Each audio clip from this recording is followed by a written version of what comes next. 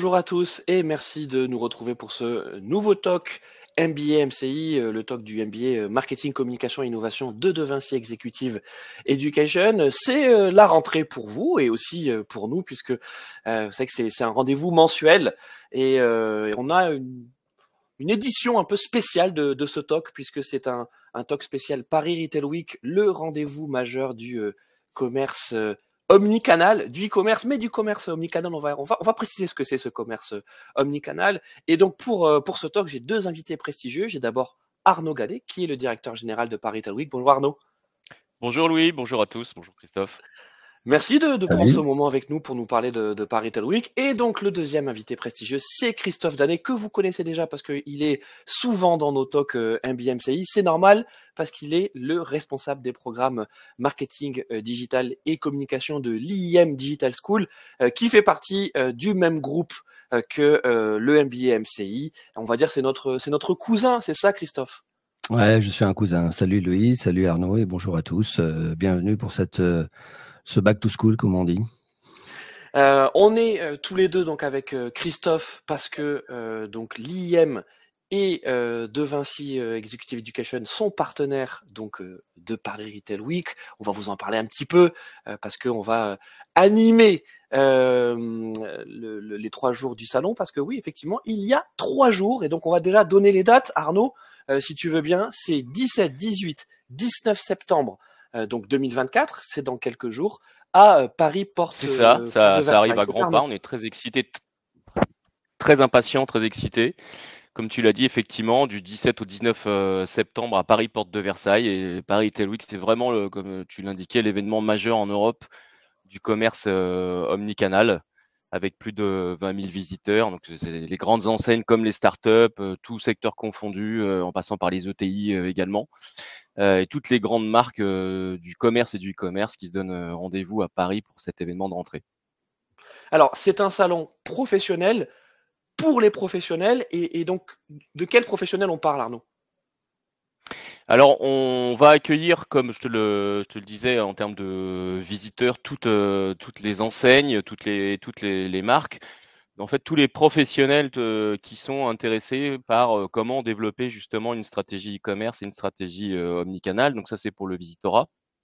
Et sur la partie exposition et speaker également, bah, tous les fournisseurs de solutions qui proposent justement des techs à destination justement de ces enseignes pour développer cette stratégie omnicanal. Donc on a plus de 350 exposants sur le salon, hein, avec des zones thématisées, une zone d'exposition marketing, data, relations clients IA, une zone plateforme e-commerce, une zone également qui est assez importante et notamment depuis la Covid, qui est la zone logistique, hein, qui a pris vraiment toute son ampleur dans la chaîne de valeur du retail. Une solution également, des solutions dédiées à la sécurité et au paiement. Et une nouvelle zone, c'est une nouveauté de cette année, hein, puisque le salon se développe pour proposer une offre à 360 degrés de l'omnicanalité, qui est une zone équipement et agencement, aménagement du point de vente, donc avec toutes les solutions qui permettent bien entendu de digitaliser son point de vente, mais aussi de l'équiper, que ce soit en solution de parquet, de lumière, des racks d'exposition, etc., etc. Donc l'événement s'agrandit encore, comme je l'indiquais, hein, plus de 20 000 participants, 350 exposants, et aussi parce que c'est bien plus qu'un salon, je dirais, hein, plus de 200 interventions pendant l'événement qui se répartissent entre une salle plénière où viennent justement prendre la parole des grands noms du commerce et du e-commerce, et des salles d'atelier où ce sont les techs qui viennent au travers de l'expertise et de leur expérience parler de leur marché, mais aussi du coup pousser leurs solutions. De toute façon, ce programme, Arnaud, il est disponible sur le site de Paris Retail Week. Absolument. Et vous allez voir, effectivement, il y a du lourd. Et tous les jours, il y a la possibilité de pouvoir effectivement alterner entre les grandes confs avec des speakers de premier plan, des ateliers très tech aussi, de mise en place de solutions. Enfin, il y en a vraiment pour tous les goûts et tous les domaines. Et justement, Christophe, on parlait tout à l'heure de commerce omnicanal, on disait le e-commerce, finalement, c'est presque un peu désuet de parler de e-commerce parce que le commerce est e-commerce, mais le commerce omnicanal, ça veut dire quelque chose. C'est quoi l'omnicanalité, Christophe? L'omnicanalité, c'est réfléchir online et acheter offline, par exemple, ou le contraire. C'est vrai. Alors, je ne parle pas d'obsolescence sur la logique e-commerce parce que sinon, nos amis de la FEVAD vont nous crier dessus. Mais en fait, grosso modo, oui, c'est un marché qui s'est bien installé depuis ces 25-30 dernières années sur le sujet, puisque tu as à peu près presque 40 millions de Français qui aujourd'hui achètent sur Internet, ce qui avec des progressions assez significatives cette année, qui est lié non seulement à l'avènement de nouveaux secteurs dans la logique e-commerce, mais également à l'arrivée des grands distributeurs sur le marché du retail, qui finalement, avant, quand tu achetais, tu allais dans ton magasin, ou tu vas toujours dans ton magasin acheter en ligne, tu vas acheter des produits dans les linéaires. Il y avait ce qu'on appelait une partie budgétaire qui était dédiée, ce qu'on appelle le trading, mise en avant des produits, promotion, etc. Tout ça, c'est en train de se digitaliser. Et puis, certains acteurs, comme Leclerc, par exemple, qui ont basculé sur le 100% sur le zéro papier et donc qui sont obligés de revoir toute leur stratégie liée à la gestion opérationnelle de ce qu'on appelle le trade marketing. Donc en fait, le e-commerce prend une ampleur assez significative. Donc 39 millions, tu vois, c'est à peu près le truc. Tu as à peu près 150 acteurs présents aujourd'hui, sites marchands qui sont recensés. Ce qui, pour faire le parallèle avec des formations qu'on fait, c'est à peu près plus de 200 000 emplois directs. Donc, avec des grosses opportunités, puisqu'on est à 38% d'augmentation des effectifs. Donc, ça, c'est sur les grands chiffres. Après, en valeur, effectivement, tu as pas mal de chiffres. Je crois qu'on parle de 150 milliards d'euros dépensés, ce qui représente encore que 10% de toute la partie vente, tu vois, online, offline. Donc, le digital là-dedans reste encore concentré sur le truc, même si tu as des gros acteurs et même si tout le monde l'utilise, puisqu'en fait, on fait à peu près 60 achats par an.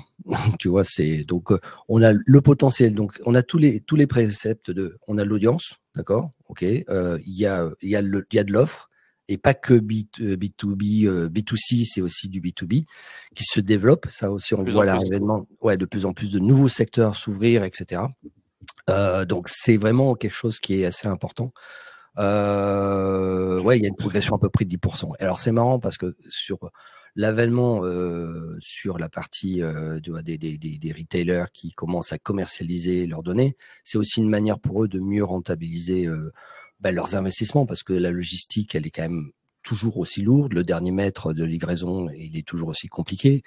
Donc en fait, si tu veux, tu as un élargissement du marché avec l'arrivée des annonceurs qui vont venir sponsoriser les logiques e-commerce ou collecter ou acheter de la donnée liée à leur consommation. Donc si tu veux, si on prend le marché publicitaire, on est quand même à 500 millions sur un premier semestre avec 18% de progression. Donc en fait, le retail média, comme on l'appelle, devient un phénomène majeur dans la logistique et la progression. Je crois de mémoire, le retail est à 25% de la croissance du digital au global, qui est de 10% sur le premier semestre de cette année. Donc on voit que tous les chiffres sont vraiment au vert. Donc forcément, on a besoin de gens, de former des gens, etc. Donc voilà, je ne veux pas assommer tout le monde avec tous les chiffres dans tous les sens. Vous retrouvez les chiffres sur la FEVAD ou sur le site du SRI qui sont très très bien faits là-dessus. Merci Christophe. Alors justement Arnaud, Christophe commence à nous donner quelques chiffres, en tout cas quelques ordres de grandeur. Et il se trouve que justement, à chaque édition de Paris Retail Week, il y a la présentation d'une grande étude en partenariat avec Avast Commerce. Et donc celle qui sera présentée dans quelques jours, parce que c'est ça, pour l'instant elle est sous embargo, elle va porter notamment sur l'IA, c'est ça Arnaud ? Alors, effectivement, tu as raison, c'est important pour nous, même si on est sur un rendez-vous qui est annuel, d'ancrer chaque édition dans une réalité, puisque on a le rôle assez modeste, mais qui est réel, d'essayer d'accompagner justement les enseignes, les marques, mais aussi les techs dans leur choix de stratégie. Et c'est pour ça qu'on thématise justement chaque édition avec un fil conducteur. Et le fil conducteur de cette année, le fil rouge de cette nouvelle édition, ça sera le mot valise Retailligence, pour, vous l'avez compris, hein, Retail Intelligence, autour de l'intelligence retail sous toutes ses formes. J'insiste vraiment sous toutes ses formes parce que, bien entendu, il y a un grand pan IA dans cette thématique, mais pas que. On a bien entendu insisté, si vous connaissez déjà Paris Retail Week et vous avez assisté aux précédentes éditions, à l'importance de l'humain dans la stratégie omnicanal, hein. C'est vrai que on a besoin justement du vendeur comme point de contact en magasin, puisque ça va être le premier point de contact justement du client ou voire du nouveau client qu'il faut recruter, y fidéliser. Donc on a besoin de lui de plus en plus justement pour faire passer les valeurs de la marque et puis, pour, aussi accompagner, le client dans une expérience, client qui se veut, omnicanal, au travers de tous les points de contact, qu'ils soient online ou offline. Donc vraiment, j'insiste, on est vraiment beaucoup sur une couleur qui sera donnée à l'intelligence artificielle, mais aussi et surtout toujours plus d'intelligence pour répondre aux nombreux défis auxquels doivent faire face tous les retailers, repousser justement les limites de l'expérience client omnicanal, personnaliser la recherche des produits sur les marketplaces, en analysant la data de manière plus fluide, en sécurisant les nouveaux moyens de paiement, afin de lutter aussi contre la fraude, mais également accompagner tous les process métiers dans la prise de décision et de l'exécution. Il y a le traitement justement de la donnée par le biais justement de cette IA qui doit être vu comme une opportunité de mieux faire son métier. Donc, faciliter les différents process, par exemple, de la supply chain, en optimisant les chaînes d'approvisionnement, la gestion des stocks, mais celle aussi du contenant et de l'emballage. Sans oublier de répondre justement aux enjeux, ils sont aussi importants et divers de la RSE afin de proposer un retail qui soit beaucoup plus vertueux et durable, parce que c'est ce que demande aujourd'hui le consommateur. Très bien. Et donc cette étude, donc cette nouvelle étude Paris Retail Week avec Havas Commerce, elle sera disponible, c'est ça, dès le début du salon? Alors, on a 2 études depuis l'année dernière qu'on fait avec Havas Commerce. Une première étude qu'on va présenter le 10 septembre lors de la conférence de presse, qui est une étude sur les tendances de consommation. Donc Havas a interrogé justement un panel de consommateurs sur leurs attentes par rapport aux enseignes et aux marques en termes de consommation. Donc ça, c'est la première étude qu'on va présenter le 10 septembre. Et la deuxième étude qui sera présentée dans le cadre de la conférence d'ouverture de Paris Retail Week, c'est Havas à nouveau qui a interrogé son réseau d'agents et de retailers à travers le monde pour d'un point de vue du retailer, voir quelles sont les tendances d'achat et les tendances en termes d'omnicanalité, de stratégie à travers le monde. Et donc ça, on va donner justement tous les résultats de cette étude B2B lors de la conférence plénière d'ouverture qui sera le 17 septembre à partir de 10h15. Voilà, donc je vous invite évidemment à déjà à prendre, prendre votre badge dès maintenant, à regarder le programme, à regarder également tout ce que vous allez retrouver sur Paris Retail Week, puisque Louis, tu le mentionnais très justement tout à l'heure. Paris Retail Week, c'est un événement qui dure 3 jours, mais qui est ultra dense, où il y a énormément de choses qui se passent en termes de prise de parole, en termes d'exposition, bien entendu, mais aussi en termes d'animation. Donc, il est très, très important de préparer sa participation pour pouvoir, je dirais, tirer la substantifique moelle de ce bel événement. Alors justement Arnaud, on en parlera un petit peu plus tard hein, sur comment bien préparer le salon et son networking. À propos des études, donc les études de l'an dernier sont disponibles sur le site de Paris Retail Week. Je vous ai mis le lien dans le chat. Sinon vous allez sur le site, vous allez trouver ça très vite. Ça s'appelle donc études Havas Commerce. Et donc effectivement il y a 2 études, une qui s'appelle Comprendre les mutations du commerce dans un monde en crise, donc avec des comparaisons hein, avec les différents marchés, États-Unis, Europe, Asie. Hein, je voyais qu'il y avait ça sur aussi le contexte mondial. Et puis ensuite le portrait robot de l'enseigne qui répondra aux besoins des Français entre 2023 et 2024. Ça c'est plutôt effectivement pour les vendeurs et pour les enseignes, pour voir si elles collent bien en tout cas à ces attentes. Tu parlais tout à l'heure de l'écologie, ça fait partie effectivement des attentes. Bref. Préparez-vous, allez voir les études de l'an dernier pour vous préparer à la mise à jour qui sera donc dévoilée quelques jours avant le salon. Et Christophe, tout à l'heure, on parlait d'omnicanalité. Quand on ramène ça au marketing digital, qui est finalement le domaine dans lequel on forme nos étudiants, toi à l'IM, hein, alors peut-être qu'on peut rappeler en fait quel type d'étudiants tu formes, parce que toi tu les as sur 4 années tes étudiants. 5. 5, pardon. 5, parce qu'en fait, nous, on les prend à la sortie du bac. Et après une première année, on va dire, où ils doivent choisir finalement leur thématique spécifique. Alors, on est dans l'IM, c'est à la fois les jeux vidéo, l'animation 3D, la création design, le coding ou la communication et le marketing digital. À partir de la deuxième année, ils se spécialisent et là, c'est parti mon kiki pour un premier niveau de bachelor ou des masters. On en a 3, nous, dans l'école. Un orienté sur les réseaux sociaux, sur l'influence et la communication digitale. Un autre qui est beaucoup plus spécifique, qui s'appelle le MCD, qui s'adresse plutôt à des étudiants qui, en deuxième partie de formation, sont plutôt orientés, on fait par exemple du droit, de l'histoire, etc. et veulent vraiment rentrer dans le marketing digital. Ça se fait en 2 ans en alternance.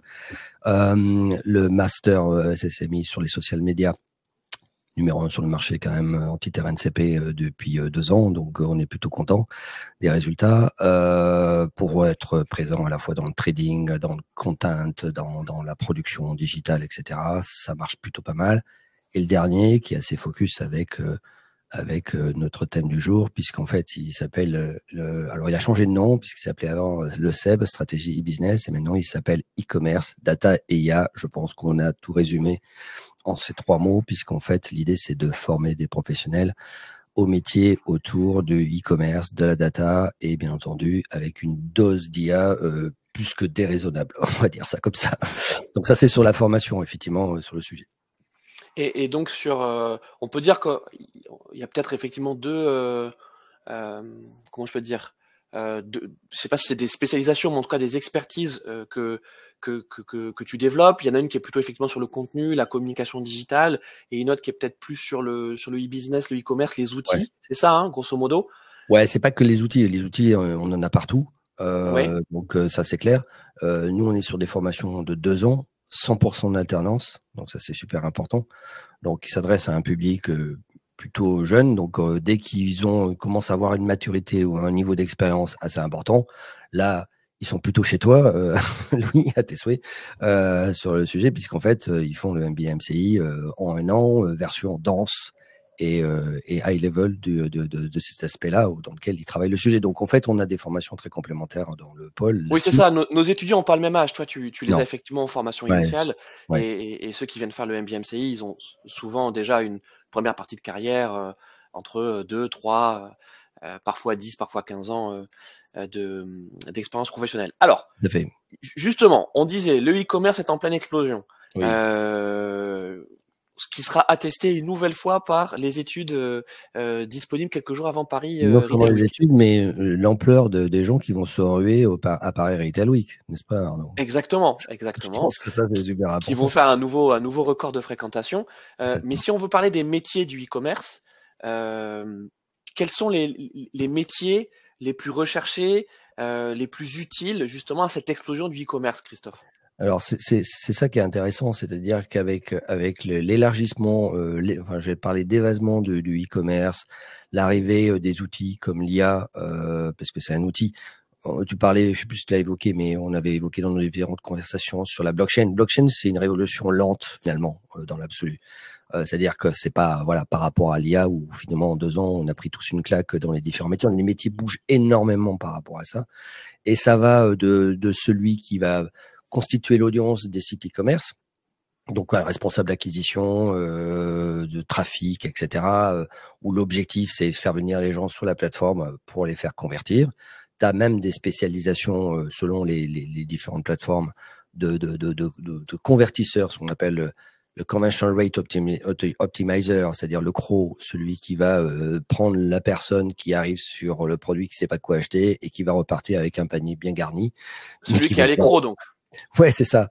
C'est assez marrant. Donc c'est des métiers qui évoluent dans les intitulés parce qu'en fait beaucoup de structures essaient d'inventer pas mal de choses là-dessus, mais ça reste des fondamentaux sur de l'acquisition de trafic, conversion, avec tous les leviers du marketing digital qui sont derrière, que ça va du e-commerce, des logiques programmatiques, acheter de l'espace publicitaire, acheter des mots-clés, tout ça, ça reste quelque chose d'important. Après, l'IA permet aussi de raccourcir pas mal de choses et a remis au goût du jour des choses qu'on avait commencé à innover dans les chatbots, par exemple.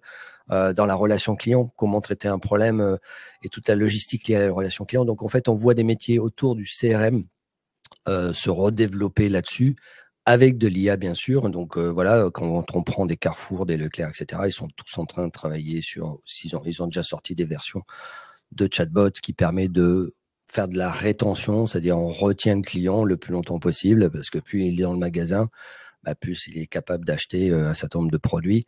Donc tout ça, c'est des métiers qui s'émancipent complètement avec l'intelligence artificielle, qui raccourcissent aussi les délais. C'est-à-dire avant, il fallait plein de créa pour faire plein d'optimisations. Maintenant, avec l'IA, on peut en produire très rapidement, etc. Donc il y a des logistiques aussi de Digital Factory qui accélèrent là-dessus.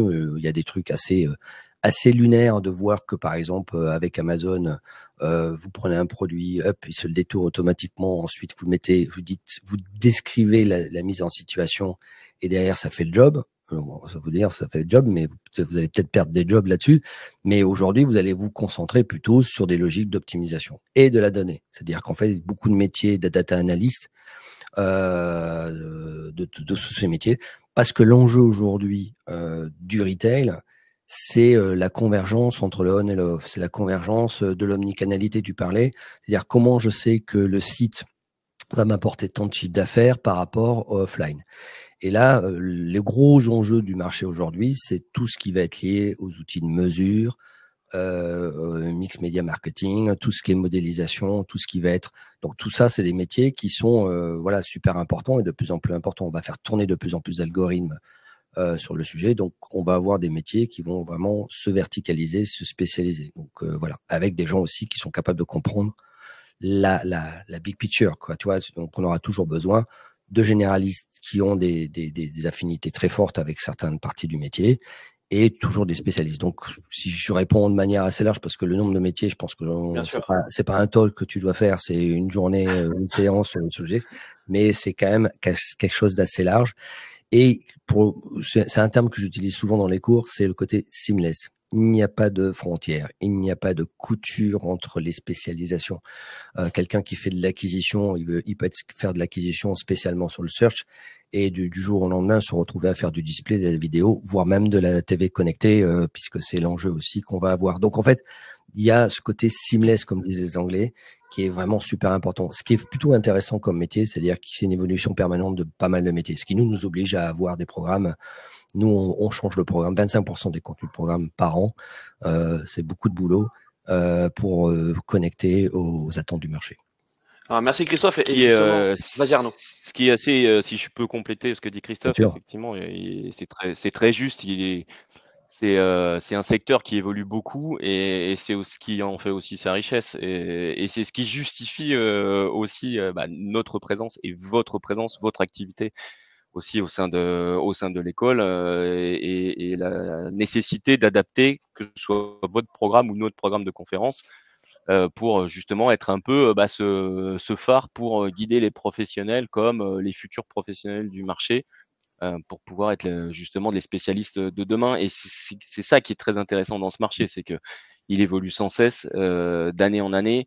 Il est très disruptif. Il y a énormément de tech qui sortent. On le voit au travers notamment des startups qui émergent sur le marché. Alors un petit peu moins qu'avant, puisque les financements sont un petit peu moins faciles à avoir. Mais ce qui est sûr, et par rapport à ce que tu disais, Christophe, et là, il faut vraiment insister sur ce point-là, c'est que l'IA doit vraiment être considérée comme un outil à disposition des retailers et qui doit avoir un impact positif sur toute la brique de la chaîne de valeur du retail.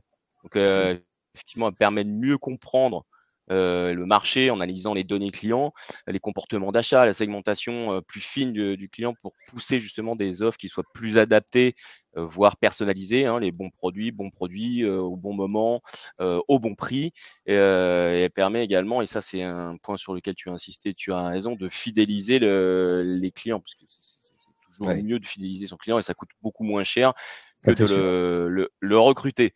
Au-delà de ça, effectivement, il y a l'IA générative qui se concentre plus sur la création justement de données, de contenus ou je dirais de choses plus artistiques et qui représente aussi un véritable vecteur de productivité et d'expérience client qui soit beaucoup plus poussé. Donc vraiment insister sur le fait que l'IA doit vraiment pas être vue comme une menace. Tu évoquais à demi-mot tout à l'heure, peut-être ce sentiment de menace sur les métiers, mais plus comme une opportunité de mieux faire son métier. C'est ça. Après, toute la difficulté, c'est qu'il y a quand même un nombre d'IA absolument pléthorique. On en devient fou. Il y en a au Web Institute qui deviennent un peu fous en nous sortant à peu près une release, un update par jour, par seconde. C'est assez abominable puisqu'on n'arrive même plus à suivre intellectuellement. Enfin, je parle pour moi peut-être. Mais non, ce qui est important, effectivement, c'est de comprendre la praticité, l'intérêt des outils. On n'a pas besoin de tous les outils, mais de focaliser par rapport aux différentes problématiques.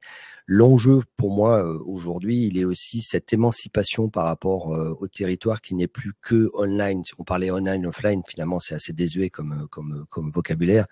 On est dans ce qu'on appelle la logique d'incrémentalité, c'est-à-dire qu'en fait, qu'est-ce que va m'apporter le business online par rapport au offline? Et parfois, on parle de réflexion en digital et ensuite d'achat online parce qu'on a besoin de toucher concrètement. Parfois oui, si c'est du réassort par exemple, si j'ai besoin de me racheter un rouge à lèvres et que je connais la marque, le truc, j'ai pas besoin, je vais aller sur Sephora.fr ou sur Marionneau et puis je vais aller acheter mon rouge à lèvres préféré pour ma femme ou pour moi, c'est pour moi parce que voilà. Ça peut être pour toi, Christophe. Oui, ça peut être pour moi. Ouais, aujourd'hui, je suis pas sûr que tu sois dans les personas marketing initiaux de la marque, mais on sait jamais. Bon, j'ai peut-être pas pris le bon exemple, mais en fait, il y a ce côté ressort. Je connais la marque, je suis rassuré, etc. Super. Donc ça, c'est vachement bien. Et après, j'ai besoin aussi du concret. Voilà. Et puis, il y a une dimension, et je réinsiste là-dessus, data, qui est essentielle. Et en fait, on a tellement de données aujourd'hui. Faire ce qu'on appelle une segmentation stratégique en marketing, c'est long. On fait du reach frequency, on regarde les gens, comment ils viennent, etc., leur panier, comment on peut augmenter. Toutes les logiques marketing existent et sont de fait un acquis important. En revanche, on a tellement de données, qui arrivent de différents univers, qu'il faut les fusionner, etc. Et c'est là où l'IA va être d'un support sans précédent. On le voit à notre échelle, même dans Excel, maintenant on commence à voir des choses absolument démentielles. Il faut savoir que beaucoup de PME aujourd'hui ont leur outil de CRM, c'est Excel, encore malheureusement. Donc il y a quand même aujourd'hui un enjeu autour du traitement de la donnée qui est essentiel. À l'ère du cookie-less, bon, on est encore sauvé par les atermoiements de Google là-dessus, mais on a aujourd'hui développé, d'ailleurs, il y a beaucoup de startups qui essaient de travailler sur cette logique de cookie-less, comment être moins intrusif, comment faire en sorte que les gens, leur e-privacy soit gardé. Et ça, il y a certainement aussi pas mal de métiers autour de ça. Nous, on a vraiment même des cours de cookie-less, etc., où on pose les étudiants avec soit des startups, soit. Donc, franchement, la notion autour de la data est vraiment un enjeu fondamental parce que connaître ses clients, c'est collecter les données et ensuite l'analyser. Peu importe si j'ai beaucoup de data, ce qui va m'importer, c'est quels sont les résultats de cette attente. Donc, c'est vrai que l'IA a un enjeu de raccourcir et de pouvoir faire un traitement plus effectif. On voit que l'innovation, finalement, elle est clé. Hein.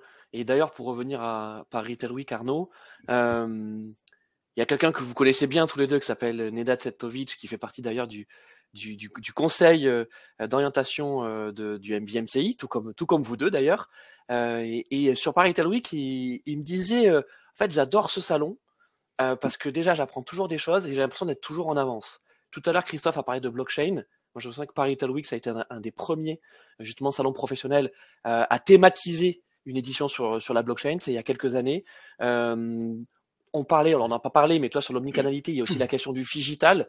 Moi, je me souviens que, pareil, Paris Retail Week, ça a été les premiers salons à parler et surtout à montrer ce qu'est une approche phygital. Et là, sur la retail intelligence, avec effectivement ce jeu de mots qui est le fil rouge de l'édition de cette année, on se dit, Paris Retail Week, c'est une édition chaque année, mais en fait, les équipes, elles bossent... une fois que Paris Retail Week est terminé, en fait, ça y est, la course commence parce que, en fait, il se passe tellement de choses en un an que pour être à jour ou en tout cas être en avance sur l'édition d'après, il faut faire énormément de veille. Comment tu bosses avec tes équipes d'ailleurs ?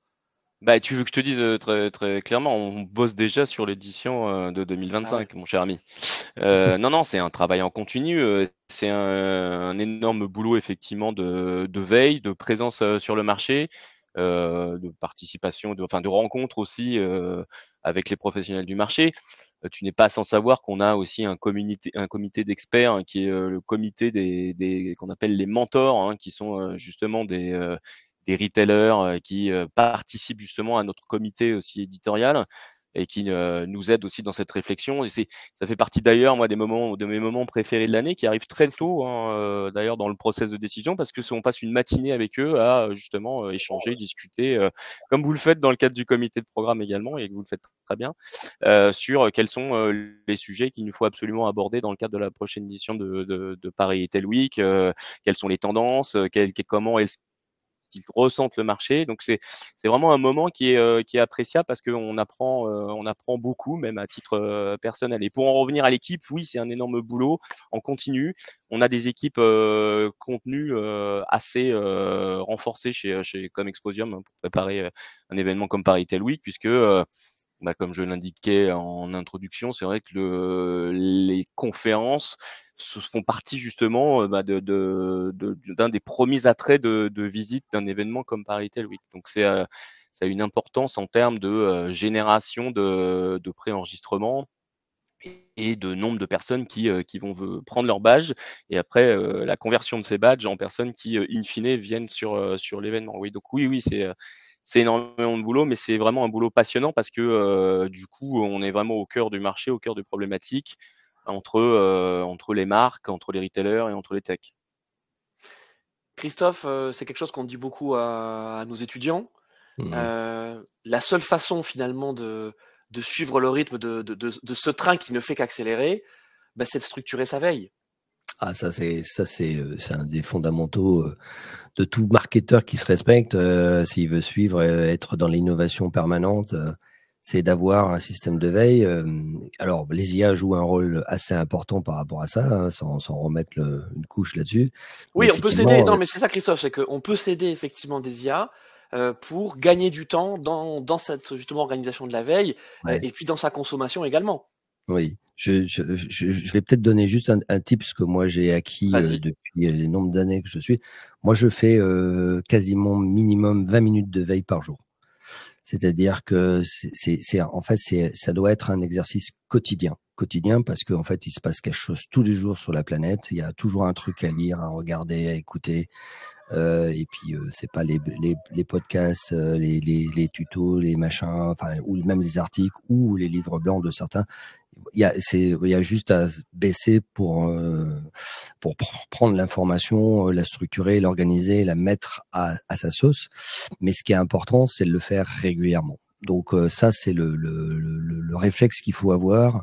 On peut faire des veilles, mais au bout d'un moment, on se lasse. Si vous faites une veille par mois, au bout d'un moment, vous saturez au bout de 3 heures, c'est bon, vous avez chopé toutes les infos. Votre cerveau est capable de collecter des informations, mais pas trop non plus. Donc c'est pour ça que 20 minutes par jour, voilà, c'est comme le sport, c'est pareil, c'est la même logique. Donc ça, c'est effectivement la logique. Et ensuite, le faire savoir.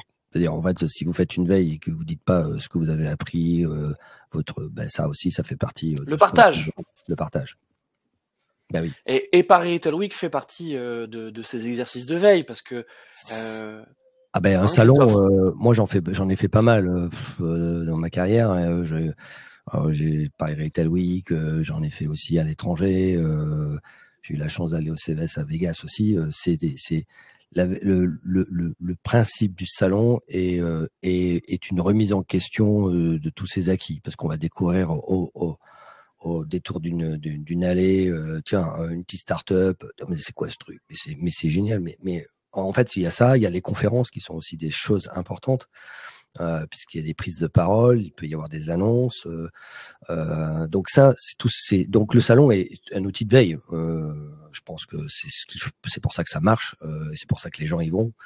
Mais après, il faut l'entretenir cette veille. Donc c'est pas le tout d'aller que dans les salons. Il faut l'entretenir. D'où le fait de partager, parce qu'en fait, le fait de partager, je peux pas être présent 3 jours sur le salon de Paris Retail Week. Mais j'y vais un jour et je sais que les autres vont me relayer l'information. Tiens, il y a un truc que j'ai pas vu. Et c'est comme ça qu'on constitue son capital digital. Pour revenir sur les professionnels du secteur. Pardon, vas-y Arnaud, excuse-moi, sur la veille. Oui, je disais, j'allais juste ajouter, effectivement, Christophe a raison. Et je l'indiquais tout à l'heure, comme je le disais aussi, on fait un énorme boulot justement de préparation pour condenser en fait toute l'actualité, toutes les tendances et toutes les solutions du marché et du moment. Effectivement, c'est un événement qui a lieu une fois par an pendant 3 jours. Mais on continue justement à faire ce boulot tout au long de l'année, au travers également de nos réseaux sociaux, à diffuser l'information et communiquer sur les tendances, sur les actualités. Donc, je vous invite aussi à vous abonner à nos réseaux. C'est certain. Tu as raison. Donc, effectivement, donc les réseaux sociaux de Paris Retail Week, c'est pas uniquement pendant les 3 jours du salon, c'est toute l'année. Ah oui. Et c'est vrai que vous faites un super travail de synthèse. Voilà, en tout cas moi je fais partie de vos abonnés et merci beaucoup parce que vous m'aidez à préparer mes cours. Et j'insisterai aussi sur un point, c'est que vous nous aidez aussi beaucoup au travers du partenariat, puisque c'est la 9e fois, je crois, que nous montons l'opération et l'animation avec vos étudiants qui sont nos social network officiels. Et qui relaie aussi beaucoup l'information pendant l'événement. Donc, merci aussi à vous, du coup, pour tout le travail qu'on fait ensemble. Alors, on va vous en parler justement à la fin de ce talk, Christophe. On va décrire un peu le dispositif. Alors, pour revenir sur les professionnels du secteur, donc on parlait effectivement des métiers, en tout cas des catégories de métiers qui sont clés et qui le sont de plus en plus au sein du e-commerce. Mais pour les professionnels qui sont déjà là, tu vois, qui travaillent déjà dans le commerce, dans le e-commerce, il y a aussi cette nécessité de se mettre à niveau, de reprendre de l'avance. Comment ils peuvent se préparer, s'adapter à ces évolutions? Il y a la veille, bien sûr, mais quand tu veux aller un petit peu plus loin, comment tu fais, Christophe? La pratique et encore la pratique. En fait, il faut être sur le digital, il n'y a pas de secret. Si t'es pas un doer, tu restes un théoricien. Alors c'est intéressant, mais il faut pratiquer. Tu vois, par exemple, tous les retours d'expérience de nos intervenants, de nos professionnels qui interviennent par rapport à l'avènement des intelligences artificielles montrent que de toute façon, si tu pratiques pas, en fait, oui, tu peux lire plein de bouquins dessus, imaginer que c'est la révolution. Ok, très bien. Une fois que tu as dit ça, ok. Donc il faut faire. En fait, c'est pas parce qu'on est en place, c'est pas parce qu'on est dans une équipe qu'il faut pas. Voilà, il y a toujours une partie d'innovation. C'est souvent un des objectifs demandés par les managers ou les grands patrons de dire c'est quoi l'innovation, comment on peut se distinguer par rapport à la concurrence. Donc la mise en pratique reste le seul sauvegarde que vous pouvez obtenir pour vous continuer à vous former sur ces nouvelles technologies et garder cet esprit d'innovation permanente pour pouvoir devancer cette concurrence. Donc moi je vois que ça là-dessus. Donc nous, nos étudiants, on les met en pratique systématique dans l'ensemble des cours. Puisqu'en fait on se souvient de l'expérience qu'on a vécue. Je dis un truc assez sûr. Le livre qu'on a lu il y a 20 ans, on s'en souvient pas forcément toujours, sauf celui qui vous a marqué bien sûr, mais il y en a très peu. En revanche, les expériences qu'on a vécues, c'est comme si c'était hier, on le sait. Donc c'est ce retour d'expérience qui est essentiel. Donc qu'on réussisse ou qu'on se plante, c'est même parfois plus intéressant de se planter que de réussir. C'est ce que j'allais te dire. C'est souvent en se plantant qu'on apprend le plus. Ah oui, ça je suis entièrement d'accord. Même si ça fait pas toujours très plaisir sur le sujet et qu'on aime bien avoir un côté un peu winner. Ah non, mais sur le moment non. Sur le moment c'est chaud quand même. Mais voilà, on acquiert les réflexes. Il y a un super livre qui est sur le neuromarketing que je cite souvent d'ailleurs parce que je l'adore, qui est écrit par Marc Van Rimenant, qui s'appelle c'est 30 millions d'expériences clients. Donc, il t'explique qu'à l'époque des hommes préhistoriques, il y avait déjà la gestion de la relation client, il y avait déjà le côté reptilien. Alors, c'est un peu... C'était l'homme de Cro-Magnon. C'est de Cro-Magnon. J'ai dit quoi? Non, mais pardon. Disons, si tu... Ah oui, le Cro-Magnon. Le CRO, le CRO, le CRO. Je suis pas d'accord. C'est le Cro-Magnon, ce Conventional Rate Optimizer. Ok, d'accord. Ouais, Ok, c'était ma meilleure blague du talk, hein, j'ai pas mieux. Ouais, voilà, je pense que c'est un plat. Bon, on prend quand même. Ok, d'accord. Quand tu as besoin de mettre des sous-titres, c'est que c'est pas forcément Oui, super. c'est qu'il y a. Voilà, Arnaud, on parlait d'échecs, tu vois, voilà, on apprend de ces échecs. Non, mais en fait, il faut considérer qu'aujourd'hui, on a des logiques de fonctionnement qui sont pas forcément faciles. On a la pression, etc. Surtout quand on travaille dans l'e-commerce, faut les chiffres, tu vois. Et puis parfois, c'est très court-termiste. Donc c'est vrai qu'il y a une logique. Alors on en sort un petit peu parce que les IA aident à traiter beaucoup plus rapidement ce sujet-là, mais il y a quand même une logique de sortir la tête de l'eau. C'est-à-dire qu'à un moment donné, on sait très bien, et les retailers le savent très bien, qu'une marque qui est connue, reconnue, aura toujours plus d'impact le jour où elle se mettra à faire du e-commerce qu'une marque qui est inconnue au bataillon, parce que c'est une question de crédit, donc la valeur de la marque. Dans le tunnel de conversion, le fameux entonnoir, on pense souvent au retail, c'est la dernière partie, la dernière partie de l'entonnoir, mais l'enjeu, il est très important. On le voit de plus en plus de retailers, par exemple, communiquer en télévision, une télévision même segmentée, et c'est là où, en fait, on voit que l'ensemble de la chaîne de conversion, elle est essentielle et indispensable. Et ça peut toucher pas mal de métiers. Donc Christophe, la pratique, mais la formation. Alors la formation, que ce soit en autodidacte, La sur des formation formats pratique. courts, voilà, la formation pratique, mais que ce soit, tu vois, dans le cadre effectivement de cursus d'études à l'IM ou au sein du MBMCI, Oui. sur 5 ans, sur 1 an, selon ses besoins et son projet. C'est ça aussi, hein, les enjeux auxquels on est confronté, c'est se former pour s'adapter, se former pour reprendre de l'avance. Ouais. Je reviens sur Paris Retail Week parce qu'on a des questions. Figurez-vous qu'on a des questions de la part de notre audience. On a une première question. Super. Et ouais, c'est bien. Alors, il y a une première question de Medina qui nous oui. dit déjà, j'adore ce salon. Voilà. Merci Medina déjà. Ouais, et j'adore ce salon Nous parce que aussi. les grands groupes. Elle dit que c'est un super mélange entre les grands groupes et les plus petites structures, les ETI, les PME, les startups. Et d'ailleurs, sa question, c'est comment toi, en tant que directeur général de Paris Retail Week, tu arrives à aller toucher les PME, les franchises qui ont un rôle à jouer dans ce marché. Donc, tu vois, comment tu les amènes à venir au salon, que ce soit en tant qu'exposant ou alors à participer à tes événements. Les gros, tu les as, mais ceux qui sont un petit peu derrière, comment tu vas les chercher? C'est une très bonne question déjà, et c'est une question qui est super importante pour nous parce que effectivement notre rôle c'est d'aller chercher tout le monde et de pouvoir apporter des réponses, quelle que soit la taille de la structure, de la société, et en fonction de la taille de la société, tu mentionnais tout à l'heure, les boîtes ont pas forcément tout le temps les mêmes enjeux. Donc, alors déjà la réponse, je dirais assez simple à donner à cette question, c'est que on est quand même un événement qui a une grande antériorité, hein, puisque ça va être la 10e édition de Paris Retail Week en tant que marque Paris Retail Week. Mais avant, le salon s'appelait e-commerce et donc a été créé en 2005. Donc, c'est vrai que déjà en termes de database, on a une base assez forte, assez large et profonde, qu'on fait vivre, et ça c'est super important, qu'on alimente d'année en année, et c'est un boulot aussi quotidien avec nos équipes CRM, parce que ça fait partie, nous, un peu de notre fonds de commerce, c'est évident. Au-delà de ça, c'est vrai qu'on on a beaucoup de partenaires aussi, que ce soit des partenaires médias, des partenaires, je dirais, c'est pas péjoratif, techniques aussi, comme vous, et aussi des partenaires institutionnels, hein. On a vraiment toutes les fédérations, les associations du secteur qui nous suivent et qui communiquent justement sur Paris Retail Week et qui nous aident justement à aller toucher tout ce qui fait justement la structure française et internationale, voire européenne, hein, puisqu'on est plutôt sur un scope européen, de toutes les startups, les ETI et bien entendu les grands comptes.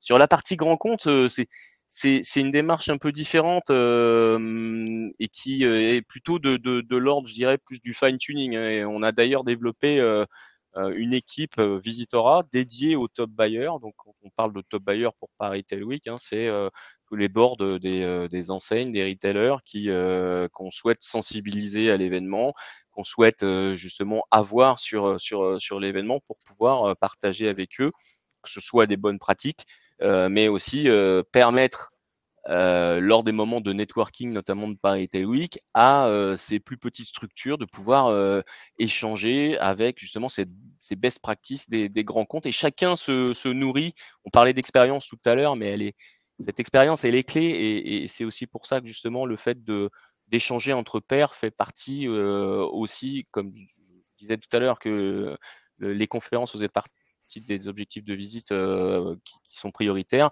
L'échange entre pairs aussi fait partie de ces objectifs de visite. Donc c'est aussi un travail en continu, justement. Alors cette fois, par les équipes CRM qui sont nourries par ces autres équipes contenu dont je parlais tout à l'heure, pour mailler le secteur et puis aller chercher toutes les populations qui peuvent être intéressées par Paris Retail Week, que ce soit de la start-up, des ETI ou des grands comptes. Alors, Arnaud, dans les grands temps forts du salon, il y a les awards. Et justement, il y a différentes catégories dans ces awards. Il y a notamment une segmentation, alors selon l'activité, mais aussi selon la taille de l'entreprise, Arnaud.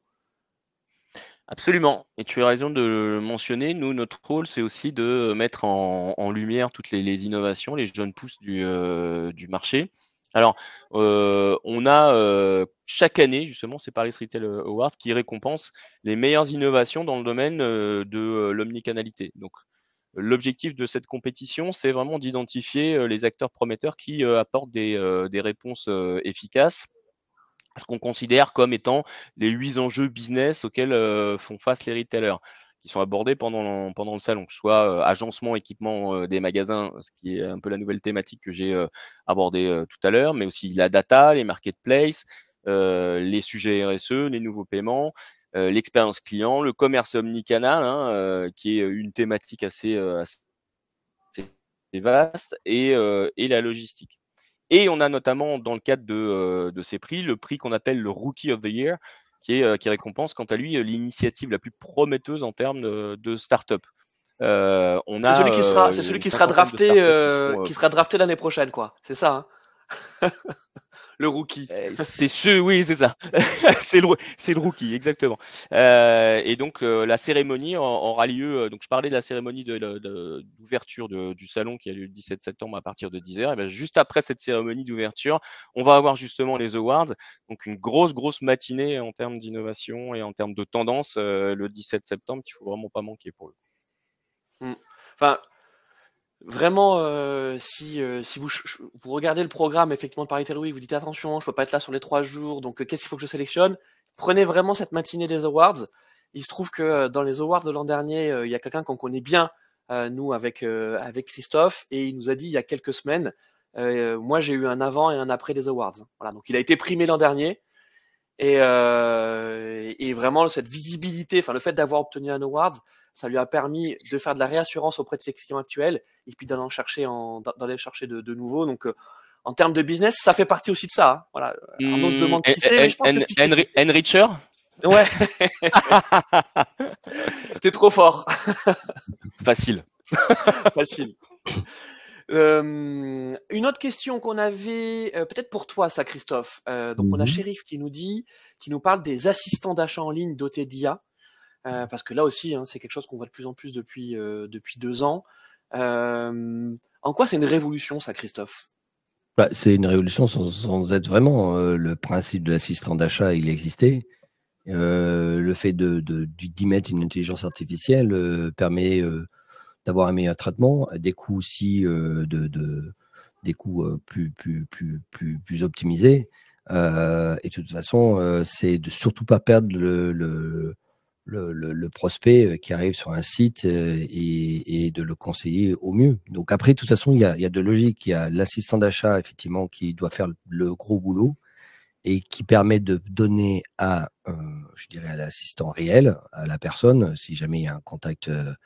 À un moment donné, on a besoin d'avoir un contact, les informations qui soient importantes. Il n'y a rien de pire quand vous arrivez sur un site, que vous êtes déjà acheteur sur le site, des gens qui vous prennent pour le rookie de l'année, justement, bah voilà, vous ne connaissez pas. Non, c'est horrible, c'est arrivé à tout le monde, je pense, à peu près. Ou même en magasin, où le vendeur vous reconnaît pas, alors que ça fait 10 ans que vous venez tous les jours. C'est horrible. Donc en fait, à un moment donné, On en parlait tout à l'heure, hein, d'où l'intérêt des outils omnicanaux qui permettent aux vendeurs justement d'avoir tout l'historique des clients qu'ils ont en face de lui. ouais, c'est-à-dire le vendeur qui sait pas que vous avez acheté tous leurs produits en ligne, et puis là vous vous déplacez pour une fois dans le magasin et vous êtes un top acheteur. Bon ben là, il y a un traitement forcément spécifique. Ah, mais t'avais oublié ton cookie, Christophe. C'est pour ça qu'il t'a pas reconnu. Ouais, c'est ça. Non, mais bon, ça, c'est un enjeu. Donc, il y a aujourd'hui toutes les plateformes, les logiques e-commerce, de relations clients, etc., sont super importants. Et parfois, même dans le traitement de la donnée, on a beaucoup de gens qui se plaignent, genre, j'ai envoyé un mail, mais personne ne me répond. C'est assez.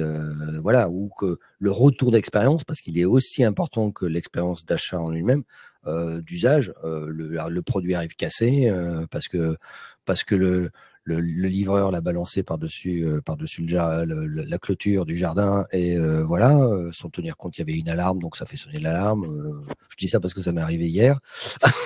Donc, Christophe a un message personnel à faire passer. Ouais, j'ai des trucs à régler. Non, mais en fait, les assistants aujourd'hui doivent être vraiment. Alors après, ça peut être un gros investissement ou pas. Mais il faut l'interconnecter. Tu vois, par exemple, quand Chérif parle de Clara, de Clarence, bon, ok, c'est très bien, mais c'est pas la même logique de fonctionnement, parce que peut-être de ça, vous allez en attendre plus de conseils, plus de personnalisation par rapport à ce que vous êtes. Donc là, il y a de la donnée personnelle qui peut être un peu touchy parfois, ou pas, ou que quand vous achetez un site e-commerce, où vous allez acheter une paire de bretelles ou ce genre de choses. Donc en fait, les assistants reprennent du poids de la bête par rapport à l'IA, ça c'est clair. On arrive bientôt à la fin de ce talk. L'occasion, Christophe, de parler effectivement de ce partenariat avec Paris Retail Week. Donc, tes étudiants de l'IM et ceux du MBMCI seront présents pendant les 3 jours, avec des missions complémentaires. Alors, toi, tes étudiants, qu'est-ce qu'ils vont faire à Paris Retail Week? Alors, nous, déjà, on a une logique pédagogique. C'est-à-dire, je reprends ma casquette de pédagogue là-dessus. Ce qui est super important, c'est qu'on fait venir des années 2. Donc, leur truc, c'est du défrichage. C'est-à-dire, ils en prennent plein, pardon pour l'expression, plein la gueule. C'est-à-dire que c'est le logique, c'est ce qui est arrivé l'année dernière quand on a monté le truc. C'est dit, mais waouh, mais c'est ça, mais c'est ça que j'ai envie de faire. Mais en fait, ça leur donne plein d'idées. Donc, à l'instar de ce qu'on disait sur la veille, le salon remplit une logique d'appétence ou de découverte qui était indispensable, y compris pour les jeunes pousses là-dessus. Donc eux, ils vont avoir un double rôle. Non seulement ils devront s'émanciper de tout ce qu'ils connaissent ou qu'ils ne connaissent pas, mais aussi relayer tout ce qui va se passer sur le salon. Partager leurs découvertes, c'est ça? Exactement, partager leurs découvertes, leur étonnement, leurs relations. On a déjà des étudiants qui commencent à être assez affûtés. Voilà, et participer. On a fait des podcasts l'année dernière sur le salon avec les accompagnants. Donc en fait, on est dedans, on les brief avec des missions spécifiques. Ils sont évalués, je précise. Hein, donc c'est pas un truc, c'est pas une visite tranquille à la rentrée. C'est leur première semaine de cours, donc je peux vous dire que ça donne le niveau, mais c'est bien parce que ça donne. Voilà. Donc ils vont avoir des missions de relayer l'information, des conférences, des choix. Donc ça, on va préparer le truc très sérieusement à partir du programme que Arnaud a mis en place. Et puis ensuite, on verra ce genre de choses. En complément de tes étudiants, Louis, qui auront une autre mission supplémentaire, en plus de celle de relayer aussi l'information. Et c'est ça, donc les étudiants, dont des étudiants feront partie de la team social media, et ceux du MBMCI y contribueront également, mais on a la chance d'avoir un stand qui nous est mis à disposition par Paris Retail Week. Et donc sur ce stand, on aura un studio vidéo pour faire des interviews, pour faire également des podcasts, et faire vivre pendant 3 jours nos coups de cœur, peut-être aussi, l'an dernier on avait parlé de Enricher, mais d'avoir aussi des lauréats des awards qui viennent nous raconter un peu l'envers du décor, leurs innovations. D'ailleurs, si vous souhaitez voir ce qu'on a fait les années précédentes, notamment l'année dernière, vous pouvez aller sur la chaîne YouTube du MBMCI. Et donc on va continuer pendant ces 3 jours. Et donc on en profite, Arnaud, pour te remercier ainsi que tes équipes, parce que c'est toujours une expérience très très riche et très formatrice pour nos étudiants. Et concernant les miens, parce qu'effectivement Christophe, ça fait partie de son parcours, concernant les étudiants du MBMCI, moi, tous les ans, j'ai entre 2 et 3 étudiants qui trouvent soit leur futur employeur, soit un client pour lequel ils vont bosser en indépendant, parce que ça sert aussi à ça, Arnaud. Paris Retail Week, c'est un événement pour reconnecter le marché, les marques, les annonceurs, les solutions techniques, les startups, mais aussi les talents. Et d'ailleurs, peut-être, quelles sont les les conseils que tu pourrais donner pour faire un bon networking pro pour nos étudiants et puis peut-être pour ceux aussi qui nous écoutent. Alors déjà,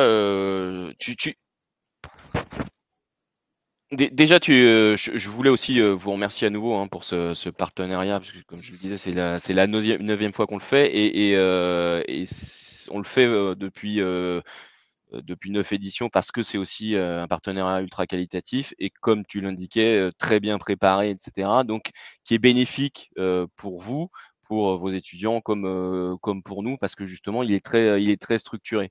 Donc en termes de conseils que je peux donner, c'est structurer votre visite. Rendez-vous sur le site de Paris Retail Week, regardez ce qui va se passer, regardez quelle est l'offre également, qui sont les exposants, regardez le programme des conférences, que ce soit les ateliers comme des temps forts, et effectivement c'est là que vous en tirez le meilleur bénéfice d'un point de vue justement professionnel de demain.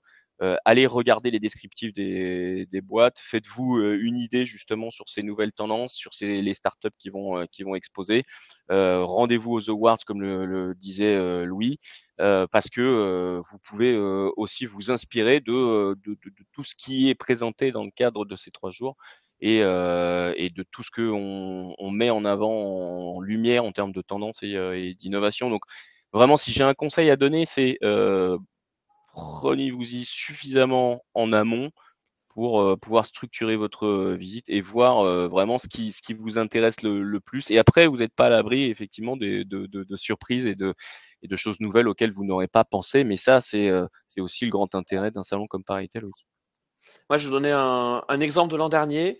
On a une de nos étudiantes qui réalisait des interviews à la chaîne. Donc, elle avait fait 3-4 interviews donc micro sur notre stand. Et donc, il y a un des interviewés qui arrive. L'entretien se passe hyper bien. Et en fait, à la fin, donc c'était le directeur de cette boîte, c'était une PME. Je lui dis, mais en fait, j'adore ce que vous faites, vous êtes professionnel, vous faites ça, voilà, c'est votre métier. Elle dit non, pas du tout. Moi, je fais un MBA en marketing digital. Elle dit, mais attendez, en fait, nous on fait énormément de salons, on fait beaucoup d'événements. On aurait besoin d'avoir justement quelqu'un comme vous qui nous permette de pouvoir valoriser nos visiteurs, pouvoir événementialiser le salon. Il lui a proposé un contrat en free pour à peu près faire un salon par an. Et donc, elle est devenue en fait l'animatrice de leur futur stand professionnel. Elle n'était pas du tout indépendante, mais elle a créé son statut d'indépendante et elle s'est régalée. Et encore là, juste avant l'été, elle a participé à un salon à Aix-en-Provence avec eux. Ça s'est passé sur Paris Retail Week dans le cadre effectivement de ce partenariat. Donc c'est un salon professionnel dans le sens où les gens sont là quand même pour le business, pour s'intéresser au business, pour en faire aussi, et ça va dans tous les sens. C'est-à-dire que ces boîtes-là, elles sont aussi là pour dénicher et pour repérer des talents, que ce soit à l'embauche ou que ce soit pour des prestations. Alors cet exemple-là, il n'est pas isolé, Arnaud, parce que moi je sais aussi que tu as des échanges entre tes différents exposants, tu as aussi des qu'on s'appelle des solutions techniques qui trouvent des clients. Hein, c'est ça aussi le but, hein, de dire bah tiens, ça m'intéresse vachement ce que vous avez développé. On va dire derrière les stands, il y a des contrats qui se signent aussi, Arnaud. Oui, bah c'est un peu le but aussi. C'est pour nos exposants, c'est de faire du chiffre et le retour sur investissement. Et on a même des exposants aussi qui montent des deals entre eux, hein, parce que c'est vrai que c'est quand même un marché où il y a énormément de deals qui se signent en termes de partenariat entre les différentes solutions qui se structurent. Donc c'est en fait intéressant à tous les degrés, à tous les leviers, sur tous les leviers. Et ce qui fait justement de Paritel Week un événement global qui regroupe vraiment tout l'écosystème. Et puis Christophe, ce sera notre mot de la fin. Nous, on a aussi plaisir à retrouver chaque année nos anciens étudiants, parce que des étudiants de l'IM ou du MBMCI, il y en a quand même, enfin des anciens, beaucoup qui travaillent maintenant aujourd'hui auprès de ces marques, de ces annonceurs, de ces startups. L'an dernier, Christophe, on avait retrouvé... On en connaît. On en connaît, c'est ça. On avait trouvé peut-être une dizaine d'anciens. Donc, c'est vrai que c'est un marché, c'est un écosystème qui est vaste, mais c'est aussi un écosystème, on va dire, qui est beaucoup dans la bienveillance, dans le partage. C'est un peu une grande famille, Christophe. Oui, ouais, ça c'est sûr. De toute façon, ça reste un marché, on va dire, encore à taille humaine, hein, si on peut dire ça. Donc, oui, bien sûr, il y a pas mal de retours, et c'est vrai que non, parce que moi, ma conclusion par rapport à tout ça, c'est que le relationnel est quelque chose d'essentiel, l'échange est quelque chose de très pertinent, que ce soit pour des étudiants ou même des professionnels. Et l'enjeu d'un salon aujourd'hui, c'est de faire cette connexion, et cette connexion qui doit être d'échange, de rapport, parfois de rapport de force, parce que à un moment donné, on n'est pas toujours très satisfait de certains modes de fonctionnement, mais au moins il y a ce dialogue, et je pense que ça c'est la base de tout ce qu'on peut faire. Voilà, on a toujours innové quand on discutait avec ses pairs. Ça c'est clair. Ouais, tu as raison, c'est aussi la base de notre métier pour le coup, cette mise en relation, et on l'a vu notamment dans le cadre de cet épisode dont on n'a pas forcément envie de parler encore à nouveau, qui était la Covid, où on a eu on a eu un peu plus de difficultés à faire notre métier, à faire la rencontre entre pairs en vrai. On a eu pas mal d'initiatives digitales qui n'ont jamais remplacé le fait de se rencontrer vraiment. Et le vrai business se fait justement au travers de la rencontre physique plus que à distance. Donc, je vous invite vraiment à vous déplacer sur l'événement, parce que c'est qu'on en tire toute sa richesse. C'est clair. Le dialogue est important, n'est-ce pas, Louis, sur le sujet? Exactement. Merci beaucoup à tous les deux. Donc, on se donne rendez-vous les 17, 18, 19 septembre 2024 à la porte de Versailles. Pour commander votre passe, c'est très simple. Vous allez sur le site de Paritel Week. Et, si vous êtes présent, si vous comptez être là, venez nous voir. Hein, venez nous voir sur le stand donc de l'IM et du MBMCI pour une interview, vidéo, podcast, ne serait-ce que prendre un café. En tout cas, nous, on y sera là avec plaisir. Et vous aurez peut-être aussi l'honneur de croiser Arnaud, qui est souvent dans les couloirs. Qui galope. N'hésitez pas à m'arrêter pendant que je galope. Exactement. On vous souhaite une excellente fin de semaine, et donc on se retrouve pour Paris Retail Week. Au revoir à tous. Merci à tous. Au revoir. Merci, au revoir.